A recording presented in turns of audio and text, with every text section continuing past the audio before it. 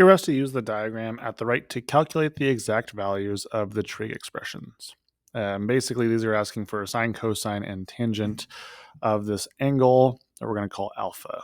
And really here, it's not super challenging as far as the process here, but it's kind of hard to understand the fact that even though it's angle alpha on the outside here, when we're talking about like sine, we would still be dealing with this triangle over here because we're saying that it creates this, ratio here of 5 and 8. And so we're even though we're saying sine of this here, it's really still giving me like what is the ratio between the opposite and hypotenuse. So in this case here, even though we say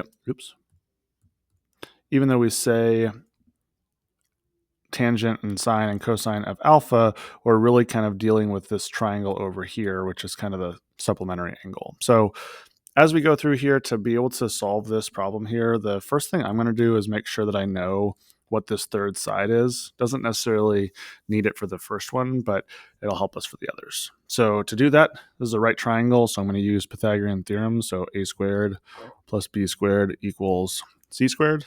And then I get x squared, so 25 and 64.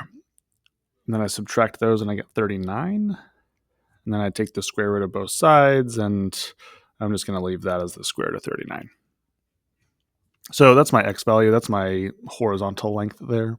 And to do sine, now I'm just kind of dealing with this triangle right here where I use opposite over hypotenuse of this angle right here. So opposite is 5, hypotenuse is 8.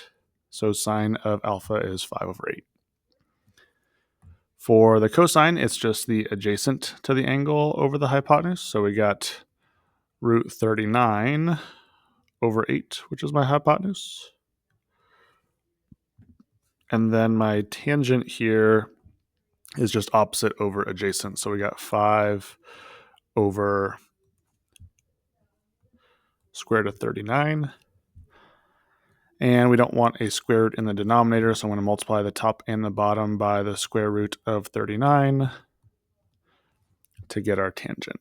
Now, here's the deal. So technically, here's where it comes into play that I was using the other angle over here on the left. All that is good, but if you remember thinking about the unit circle here, right, we're going, like our vertical value, we're going up. So this is a positive 5, but our horizontal value is going to the left. So really, this x value should be negative that we're dealing with here. And so when we talk about the cosine value in this situation, our answer here should definitely be negative root 39 over 8. And then for our tangent, again, we're doing our opposite, which is positive 5 over negative root 39. So our answer here should also be negative. And again, that's just told to you by a couple of things. For, if I'm going to erase some of this to give us a little visual here, our cosine value, like we're to the left of 0, so our cosine value has to be negative. And then tangent is just the slope of the line that we created, right? And so if we look at this slope here, we can obviously tell that this slope is negative, which is why it makes sense to get these negative values for our answers for cosine and tangent.